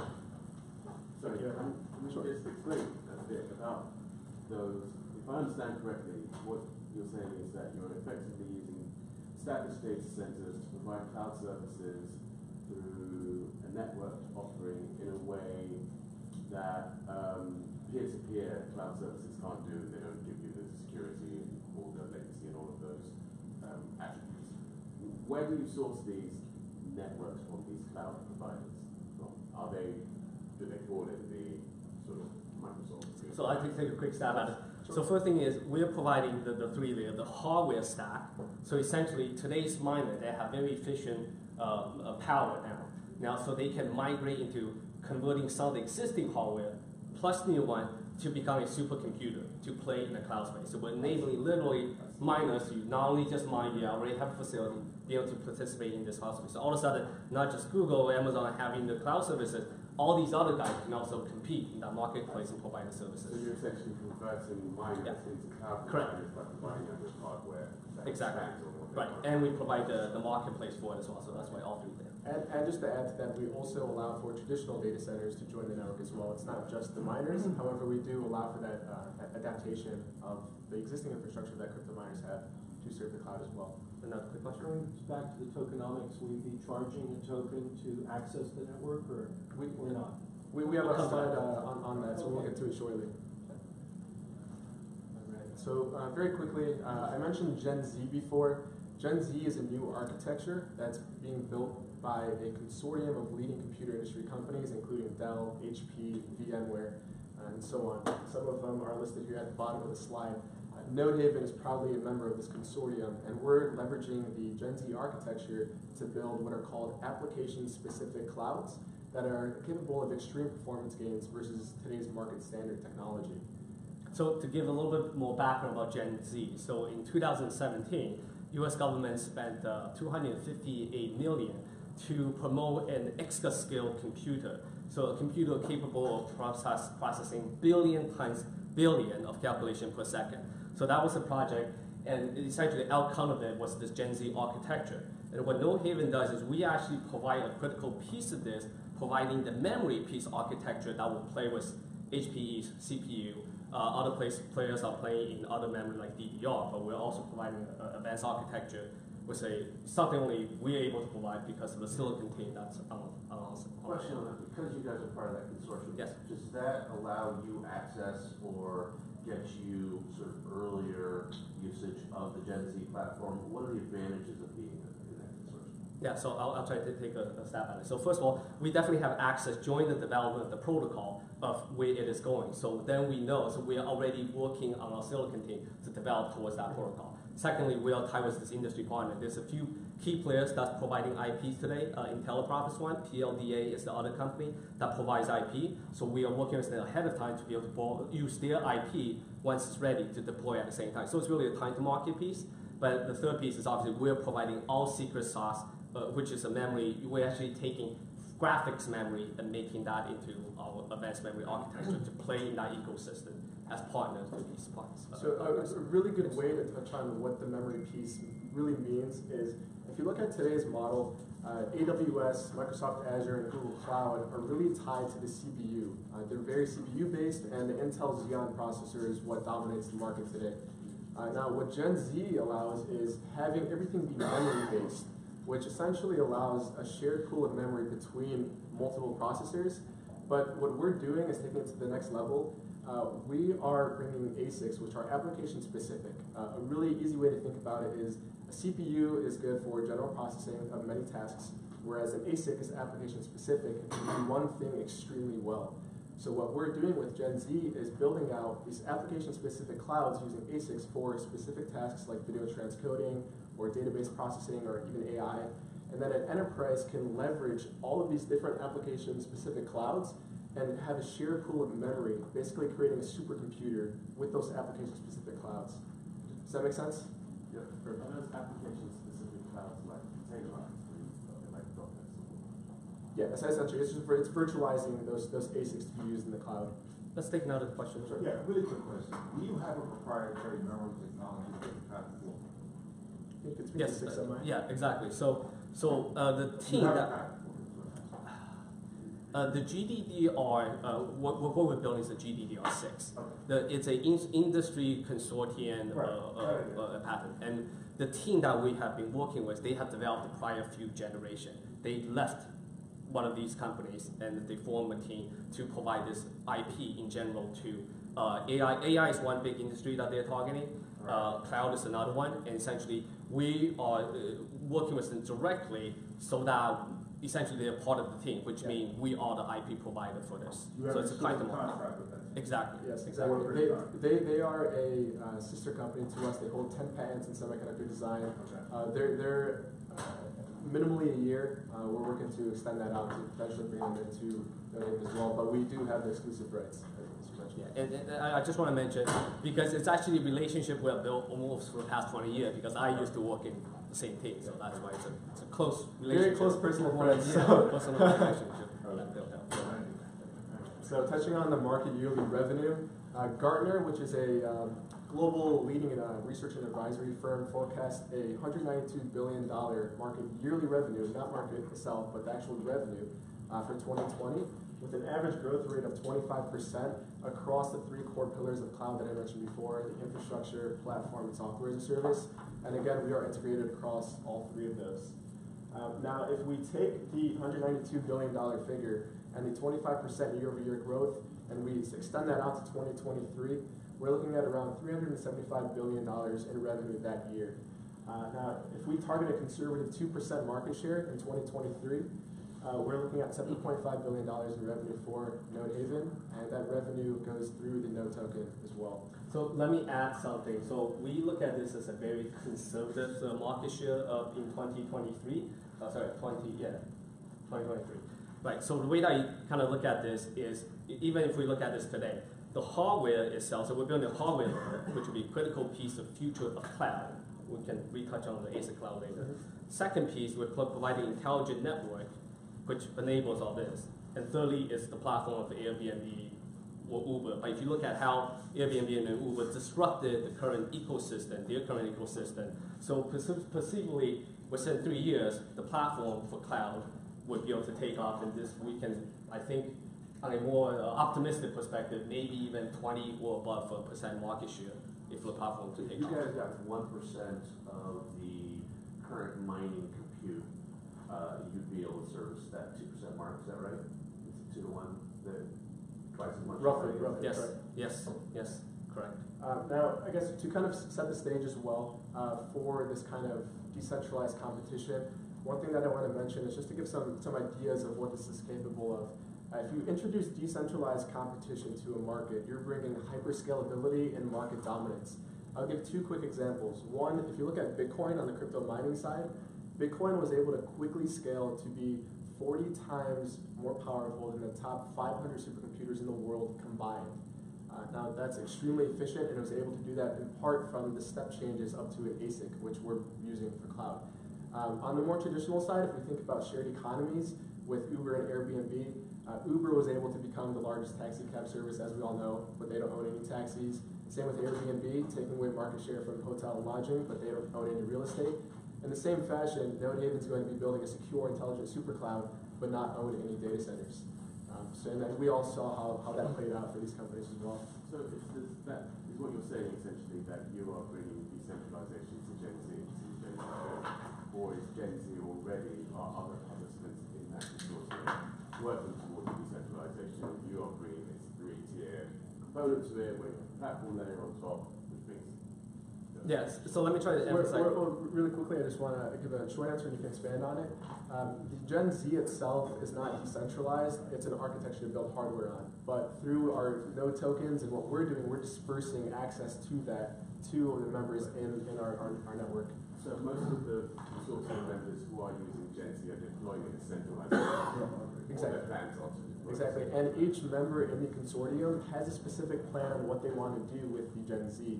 Nobody's doing what we're doing. We identified a specific point with the Gen Z consortium that, hey, this is our value that we can come in, and we identified that gap, and that's what we're bringing to the table. To the point where we're also working with other companies such as Dell to expand on our offering as well. Okay, so I think I need to touch on Gen Z one more time. So Gen Z is a protocol. Like today, you guys are familiar with virtual machines. Take one machine, you can make many different virtual machines. But Gen Z essentially bring virtual machine to the hardware level, which means you have many hardware. I can be running a mining facility with lots of GPU cards. I can combine all those cards into one supercomputer because they all go through a common secure protocol. So that is Gen Z, and we're participating in that architecture. But the power of that is because Gen Z bring all the members to a single pool. One more, I could recite what he said is, traditionally CPU can do many different applications. General. Then you have a general application. Then now you have ASIC that does specific things like Bitcoin mining, AI chips only, database processing. So you have all this ASIC that's 100 to 1,000 times faster versus general computer. But now imagine all of them uses a single memory pool. Okay, so look at autonomous driving. You need sensors, you need database, you need video encoding. Now, they need to send data to each other. If all of them just share the same memory pool, then you are 8,000 times faster. So now, imagine all your ASICs is all specific. Share memory. You are doing exactly what a CPU does. You have all this ASIC cloud sharing a common memory pool. So you have 8,000x. That's where the 8,000x come from. And I do want to say that the Gen Z is not conceptual. It's actually in practice. This is what they found through research.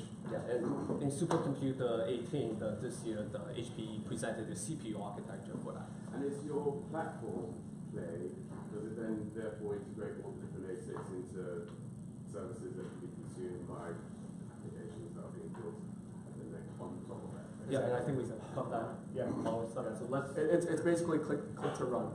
We got 7 minutes, so let's. Did you skip 2 slides or there's one more slide? Yeah, thank you. Yeah, appreciate it. All right, so here's an overview of the market strategy. It does get more granular than this, but this is a high-level overview. Number one, we tap into existing cloud partner networks. We get to leverage them for tasks like migration, deployment, onboarding, really all the solutions that have been built out by many companies to serve this $150 billion market this year. We're able to leverage them to scale quickly without us having to do these tasks.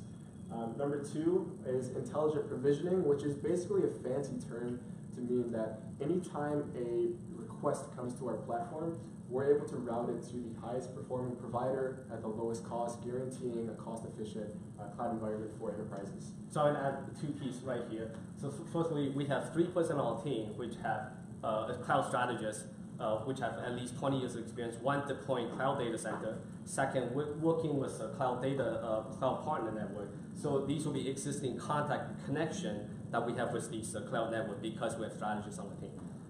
Secondly, intelligent provision.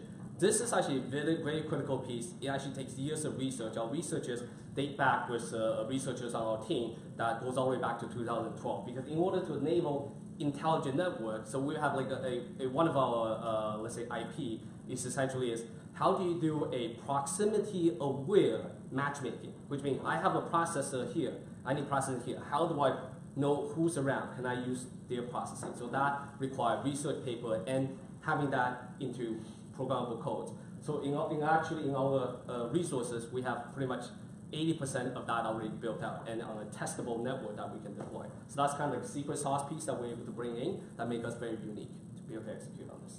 All right, and then following from that, number 3 is what I touched on before. I want to highlight it again. The integration with existing applications being interoperable, so all of those solutions can be deployed to the Haven network. And then something unique to us on the traditional side is the token incentive that we have. Node tokens emulate that competitive model that we see in crypto mining and Bitcoin, and we're applying that model over to the cloud. Now, node tokens are the core of our platform.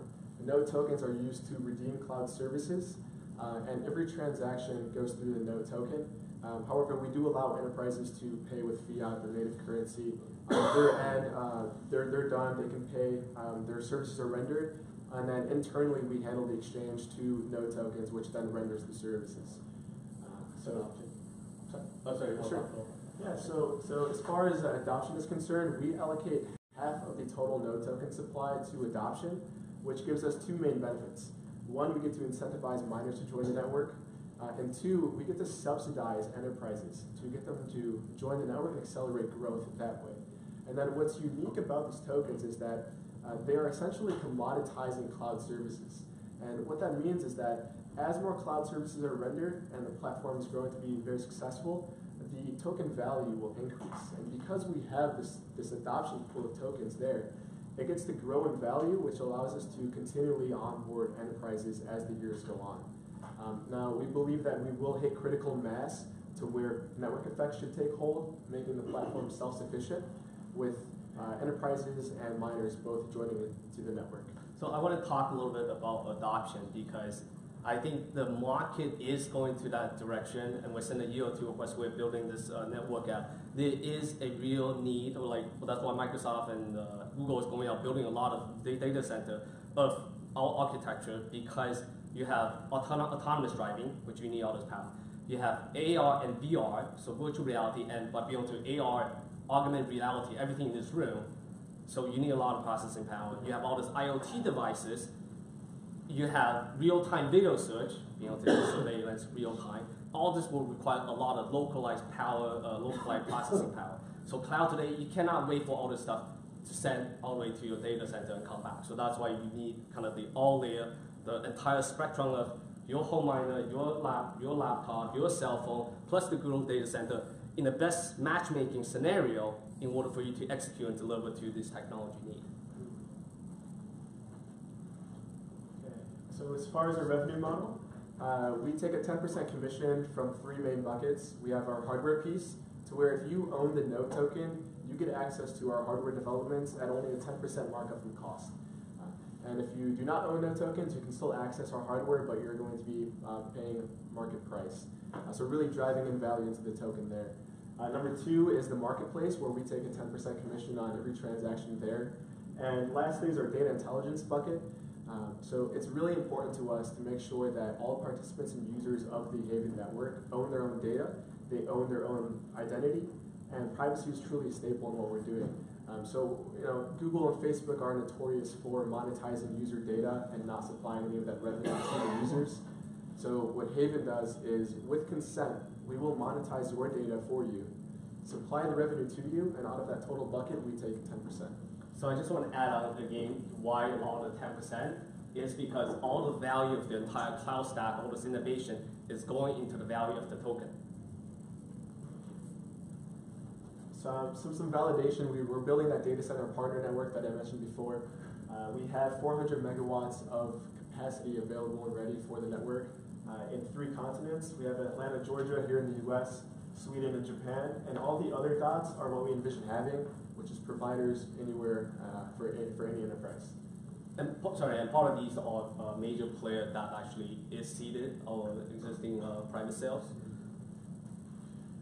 And as far as our core competencies for our team, we have everything from hardware engineering all the way to the business development strategy side.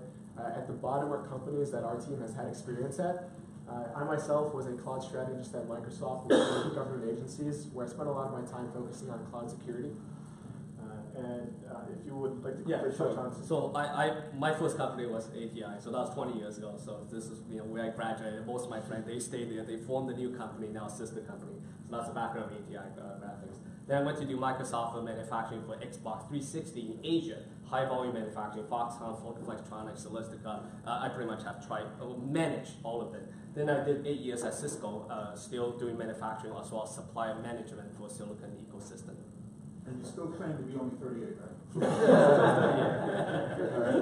And then very quickly, when he was 5. Exactly. So to touch on our token economics, we are raising $97.5 million. 93% of those funds go directly to our product development vehicle, which is for things like hardware engineering, manufacturing, as well as platform development, and so on. Now, our private sale consists of 5% of the token supply. The price is 10 cents per token, up to the very first 2.5 million. We do have soft commitments for that full amount, but it is first come, first serve with hard commitments. Following that, our public sale immediately jumps up to 70 cents. And each one of these 4 public sales has 5% of the token supply allocated. So as soon as we sell out of those 5%, it moves on to the next price. And the reason why there's such a significant discount in the private sales is because we're really looking for people who can also bring value to our project and not just capital. So, question. I didn't jump the gun here. Sure. I love all of this, but I don't understand why you have a token. Sure. So I'll touch on it really quickly. So with the no token, we're able to bring in many aspects of the decentralized competition. So one, we get to incentivize miners to come in and bring in the decentralized competition that is going to be more. There's a couple more points that you might resonate. Well, I think miners want to compete for tokens. Yeah. And by providing that, instead of you can get these tokens as you were to deploy your services. They want to move from the current mining, that mentality getting Bitcoin, all of a sudden I can get all these no token, and I can redeploy them for different services. This is a security token offering. It is a security token offering, Reg D in the United States, Reg S outside of the US. This is a standard token where you earn fees. It is not. It's basically rewarding miners or providers, really, we can call them, on the network. But to get back to that, another point is that when we have the token, we really believe in this cooperative, decentralized era. And when we have this token, we're able to disperse the benefits of our company to the holders of the tokens. If you think about Uber as an example, who made Uber successful? It's really the initial drivers in that platform who made it successful. Now imagine if these initial drivers were actually able to buy into the company or hold something of value that grows alongside the company. They'd be very well off right now. So we believe in a cooperative era where the people who really help build our company get rewarded, and that's reflected in the token. They're able to buy into the system as well. So are these like incentive stock options that will be taxed because they're income? Well, so we'll touch more on that after. We can take that offline as far as the structuring of that. Yeah, but essentially it's dispersing. It's the dispersing benefits. It's the incentivization and bringing that decentralized competition in. All right, yeah, we should talk more about it. Sure, yeah, absolutely. Yeah, I'd love to. So we have a break right now.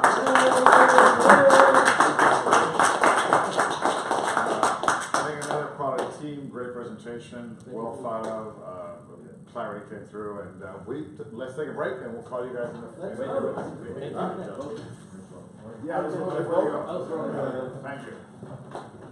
What? Sorry. Thank you, everybody. Yeah. Ready. Ready? Let's do it. Okay, let's do it. Missing number 1. There you go. Number 3. 8. Okay. Thank you very much. Let's take a break. Thank you. Hey, guys.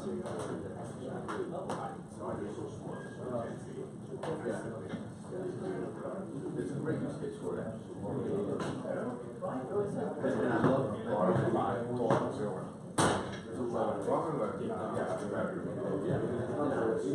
like the correlation.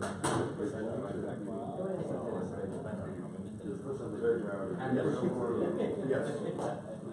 I agree. It becomes really interesting. And I love the repass of marketing. It's great.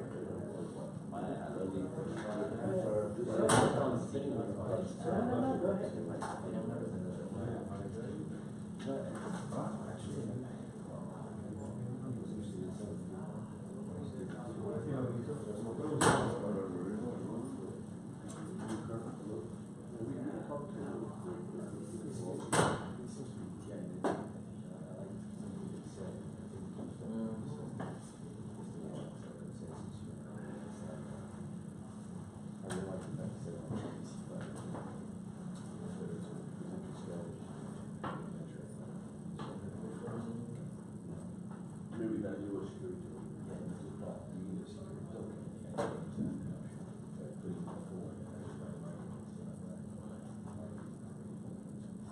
Well, it's not a very market. There are, so that's not really true. So there's exchanges that are approved to it's like a pink sheet market, right? It's like an over-the-counter market. It's not really a liquid market. And the question is too, do you want your, would you really want your event token to be a really liquid token? That's the other thing. What is the efficiency? So what is the risk of having the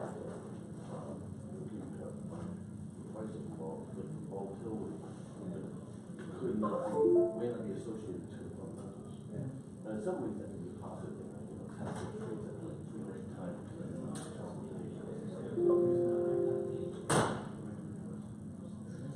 A ver, ¿qué hora tenemos la agenda?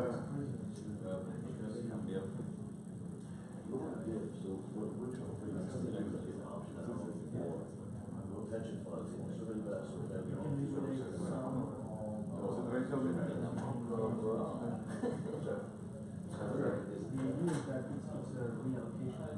It's a reallocation effort. It's not really a.